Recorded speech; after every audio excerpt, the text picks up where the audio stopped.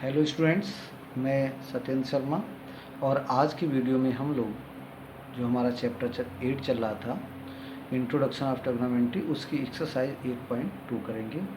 इससे पहले वीडियो में हमने आपको जो कुछ विशिष्ट कोण थे उनके वैल्यूज़ के लिए एक टेबल बनवाई थी। आई थिंक उसे आप लोगों ने लर्न कर लिया होगा। अगर नहीं किया है तो पहले आप उसे लर्न करिए और ये मान के चलिए कि इस वाली एक्सरसाइज में जहाँ पे भी आपको उन कोणों का मान रखना है तो आप या तो टेबल बना के रखिए या फिर याद करके रखिए। अगर नहीं हो पाता है तो एक दो बार देख लीजिए, लेकिन इस 1.2 एक्सरसाइज का उद्देश्य ही ये है कि आपको कोणों के मान याद कराना। ठीक है, चलिए आइए स्टार्ट करते हैं। यहाँ पे बस छोटी सी एक्सरसाइज है, 2-3 क्वेश्चन मैं उसके कराता हूँ आपको। जैसे हमने पहला क्वेश्चन लिखा है निम्नलिखित के मान निकालिए। इसमें आपके आई थिंक 5 पार्ट हैं। ठीक है, मैं उनमें से मैंने 1-2 पार्ट लिख लिया है, उसे हम करा देते हैं। बचे हुए पार्ट्स आपको करना है। ठीक है, 5 खंड, जिसमें से 3 हमने करा दिए, 2 पार्ट हम छोड़ रहे हैं। चलिए पहला स्टार्ट करते हैं। वैल्यू है आपका sin 60 cos 30 plus sin 30 cos 60। ठीक है ना। अब हमें कुछ नहीं करना है, क्या करना है, इसकी वैल्यू हमें याद होनी ही चाहिए। अगर नहीं है तो आप टेबल लर्न करिए।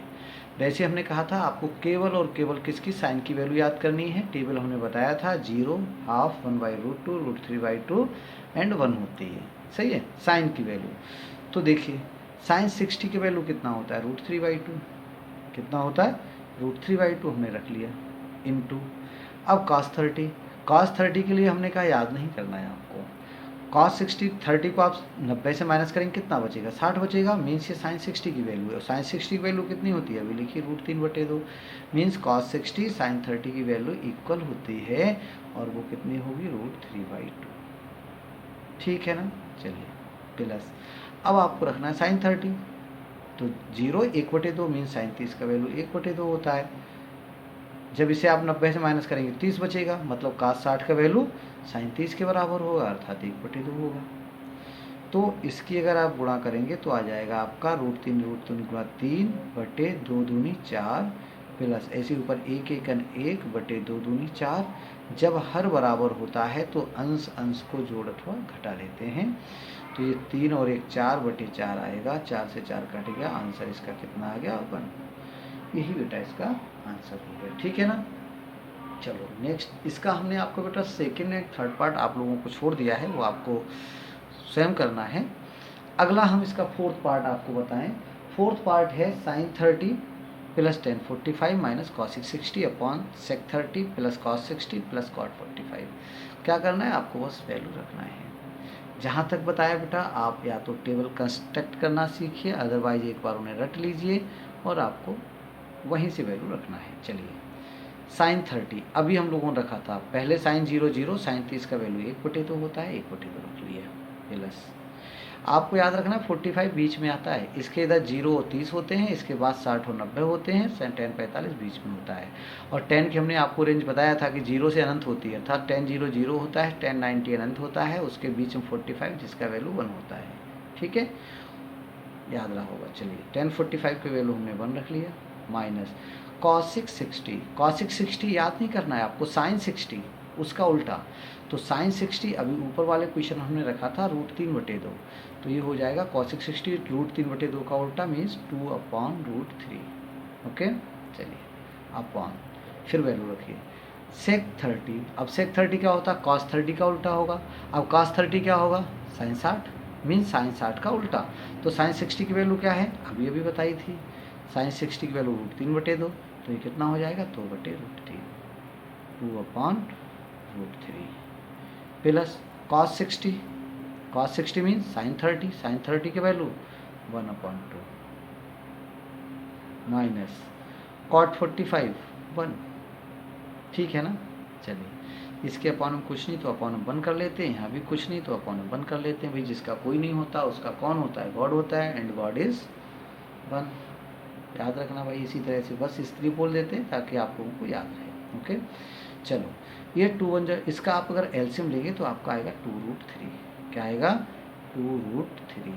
ठीक है, ऊपर देखो यहाँ 2 है तो √3, एलसीएम लेना नहीं आता हो तो भाई पहले इसे सीखिए, प्लस यहाँ क्या आएगा 2√3 ठीक है। और यहाँ क्या आ जाएगा, मतलब इसे आप √3 से मल्टीप्लाई करेंगे तो √3, यहाँ 2√3 से तो 2√3 आ जाएगा। यहाँ पे आप 2 से करेंगे तो 2 दूनी 4। नीचे देखो, नीचे का भी बिल्कुल सेम डे, एलसीएम कितना आ जाएगा, एलसीएम आएगा 2√3। और यहाँ आप किससे मल्टीप्लाई करेंगे, 2 से, तो 2 दूनी 4 प्लस यहाँ कितने से, 2√3 से, तो 2√3। और यहाँ आएगा बेटा आपका माइनस का, सॉरी यहाँ आपका √3। और यहाँ आप मल्टीप्लाई करेंगे 2√3 से, ठीक है ना। चलो, ये हर से हर कट गया। ऊपर कितना बचा, सही से देखना, ये 1√3 है, ये 2√3 है, तो टोटल 3√3, कितना 3√3 प्लस का 4 प्लस 4। और अपॉन में कितना आ जाएगा, कितना आएगा, ये 4 का 4 रख लीजिए भाई। और ये √3 और माइनस का 2√3, तो घटाओगे तो माइनस का √3, माइनस का √3। चलो तो भी इसे रख लेते हैं -√3, -√3। ये इसका बेटा आंसर हो गया, ठीक है ना। Means 3√3 plus 4/4 -√3। यहाँ बेटा ये सारे प्लस हैं, जो पहलू है हमारा ना क्वेश्चन है, 1 मिनट यहाँ देखो थोड़ा सा मिस्टेक है, ये प्लस सारे मीन्स ये साइन आपका प्लस है, तो अपॉन में मीन्स माइनस नहीं है, अपॉन में आपका माइनस नहीं है। और बेटा यहाँ पे ये माइनस है भाई, ये थोड़ा पास है इसलिए दिक्कत हुई। ऊपर वाला ये माइनस है तो ये माइनस कर लिया, और अपॉन वाले में आपके सारे प्लस साइन हैं, ठीक है। तो ऊपर आपका क्या बच गया, ऊपर बचेगा आपका 3√3 -4, ठीक है, 3√3 -4। और नीचे कितना आ जाएगा बेटा, 4 प्लस 3√3। थोड़ी सी ये साइन का मतलब पास होने से हुआ है। नीचे देखिए डिनोमिनेटर में इसके सारे प्लस हैं, ऊपर एक माइनस है, तो वही ऊपर एक लास्ट वाला माइनस है, नीचे हमने सारे प्लस कर लिए हैं। ये कंडीशन आ जाएगी। अब आप इसे यहीं छोड़ सकते हो, यही इसका आंसर हो गया, ठीक है। लेकिन अगर कभी कभी क्या होता है, हम डिनोमिनेटर में अंडर रूट नहीं छोड़ते हैं, तो हमें क्या करना है कि इसके कॉन्जुगेट से हम देखो इसे ऐसे भी लिख सकते हैं, कैसे, 3√3 माइनस का 4/3√3 प्लस 4। और अब हम चाहें तो इसके कॉन्जुगेट, आप यहाँ पे आंसर छोड़ सकते हो। मैं आगे सॉल्व करा दे रहा हूँ, अगर करना चाहो तो उसे कर लेना। किस टाइप से सॉल्व करते हैं, इसके कॉन्जुगेट से। कॉन्जुगेट इसका क्या होगा, 3√3 -4। बेटा कॉन्जुगेट मतलब संयुग्मी मतलब होता है, इसका बीच वाला चिन्ह बदल देंगे, तो ऊपर क्या आ जाएगा आपका 3√3 -4 अपन ही हो गया। अब देखो ऊपर तो इसका होल स्क्वायर हो जाएगा, मैं एक बार में, ये सेम टर्म है ना, 3√3 -4 और 3√3 -4 मीन्स इसका होल स्क्वायर, तो हम इसमें होल स्क्वायर का फॉर्मूला लगा देते हैं। होल स्क्वायर, इसका स्क्वायर कितना हो जाएगा, 3 तियाँ 9, 9 तियाँ 27, ठीक, ए स्क्वायर हो गया, प्लस बी स्क्वायर कितना, 4 चौक 16, 4 चौक 16, तो आपका प्लस 16, ठीक है, ओके। उसके बाद दोनों के गुणा का दुगुना, तो 4 तियाँ 12, 12 दूनी 24, तो माइनस का 24√3, -24√3 बटे में क्या होगा, तो बटे में हो जाएगा इसका स्क्वायर माइनस ए स्क्वायर माइनस बी स्क्वायर, तो इसका अभी बताया 3 तियाँ 9 तियाँ 27 माइनस 4 चौक 16। कर लो भाई सॉल्व, ऊपर कितना हो जाएगा, 16, 27 और 16, 27 और 16 कितना हो जाएगा, 7 6 13 43 हो जाएगा, 43 माइनस 24√3, 24√3 बटे क्या बचा, क्या आ रहा, यहाँ छोड़ सकते हो, चाहो यहाँ कर लो, अदरवाइज आप लोग यहाँ भी छोड़ सकते हो, यही आंसर होगा इसका, ठीक है। चलो अगला क्वेश्चन देखिए, इसमें भी भाई आपको बस वैल्यू पुट करनी है। तो 5 cos स्क्वायर 60, cos स्क्वायर 60 का वैल्यू होता है 1/2 का होल स्क्वायर प्लस 4 sec 30। अब sec 30 का स्क्वायर, sec 30 मतलब cos 60 का उल्टा, cos 60 मतलब सॉरी sin 60 का उल्टा, sin 60 होता है √3 बटे 2, तो 2/√3 का होल स्क्वायर, 2/√3 का whole square minus ten square 45 means 1 का square upon sine square 30, sine square 30 का वैल्यू होता है 1/2 plus cos square 30, cos square 30 का वैल्यू होता है, सॉरी इसका स्क्वायर लगाना है, ठीक है, इसका होता है √3/2। अब मैं आपको बार बार वो नहीं बता रहा हूँ, आप वैल्यूज एक बार याद करिए अच्छे से टेबल, उससे वैल्यू पुट करिए, काम आ जाएगा, ठीक है। तो अब देखो ये कितना आ गया, 5 गुणा 1/4 प्लस 4 गुणा 4/3 माइनस 1 का स्क्वायर 1 अपॉन 1/2 का स्क्वायर 1/4 प्लस ये हो जाएगा आपका 3/4, ठीक है। ऊपर अगर हम सॉल्व करें बेटा तो ऊपर आपका आ जाएगा 5/4, कितना 5/4 प्लस ये कितना हो जाएगा 4 चौक 16, 4 चौक 16/3, ठीक है, माइनस का 1 अपॉन में 3 1 4/4, हर बराबर होता है तो अंश जोड़ लेते हैं, तो कितना हो जाएगा आपका 4/4, और 4/4 मतलब 1, और बटे में 1 लिखते नहीं, बटे में 1 लिखते नहीं, तो केवल इसका अंश बचा है, ठीक है। चलो एक बार हम यहाँ लिख दे रहे हैं, बन बट्टे लिखते नहीं वैसे, चलो तो एलसीएम इसका कितना हो जाएगा, 4 तियाँ 12, तो ऊपर 5 तियाँ 15, अभी 4 तियाँ 12 होता ना, तो 3 पंजे 15 प्लस 16 चौकू 64 माइनस 4 तियाँ 12 बटे कितना हो गया 12। चलो ऊपर क्या करेंगे आप, इन दोनों, अब बटे में 1 नहीं लिखेंगे हम, क्या हो जाएगा इसका 15 और 64, चलो ये देखो 15 में से 12 गया, कितना बचा 3, इसे जोड़ दीजिए 64 में, तो कितना हो जाएगा 67, कितना हो गया बेटा 67, चलो 67 लिख लेते हैं यहाँ पे, 67/12, और यही इसका आंसर हो गया, ठीक है। अब बचा बेटा आपका क्वेश्चन नंबर 2, ठीक है ना। क्वेश्चन नंबर 2 क्या है, एक मिनट में भी आपको मोबाइल से दिखा देता हूँ। ये रहा बेटा आपका क्वेश्चन नंबर 2, सही विकल्प चुनिए और अपने विकल्प का औचित्य दीजिए। औचित्य दीजिए मीन्स आपको इसको बेटा सॉल्व करना है। तो 2 tan 30 डिग्री 1 + tan² 30 डिग्री, जब आप इसको हल करेंगे, जब आप इसे हल करेंगे तो हल करके देखेंगे कि इसका वैल्यू आ जाएगा आपका √3, कितना आएगा √3। जब आप इसे सॉल्व करेंगे, सॉल्व करने के बाद देखेंगे, सॉरी इसका वैल्यू आई थिंक आएगा आपका बेटा 210 √3/2, कितना आएगा √3/2, देख लेना √3/2 आएगा जब सॉल्व करोगे। और आप देखोगे कि ऑप्शन में कोई है नहीं, जब आपने इसे हल करा और आपकी वैल्यू इसकी कितनी आ गई √3/2। अब आपको लगेगा कि नहीं भाई इसमें तो √3/2 किसी की वैल्यू ही नहीं है, तो क्या होगा, अब आपको देखना है इनमें से √3/2 किसकी वैल्यू, तो देखोगे sin 60 की वैल्यू √3/2 होती है, अर्थात इसका वैल्यू कितना आएगा √3/2, जो किसका होता है sin 60, अर्थात इसका वैल्यू कौन सा sin 60। सो आपका फर्स्ट जो ऑप्शन है वो कैसा हो गया, करेक्ट हो गया, ठीक है। दूसरा 1 - tan² 45 डिग्री अपॉन 1 + tan 45, तो यहाँ देखिए ना tan 45 वैल्यू आप 1 रखेंगे तो 1 - 1 अपॉन समथिंग मीन्स 0, तो इसका वैल्यू कितना आ गया 0। So correct option is D. Next question है sin 2a = 2 sin a, तब सत्य होता है जबकि बराबर है।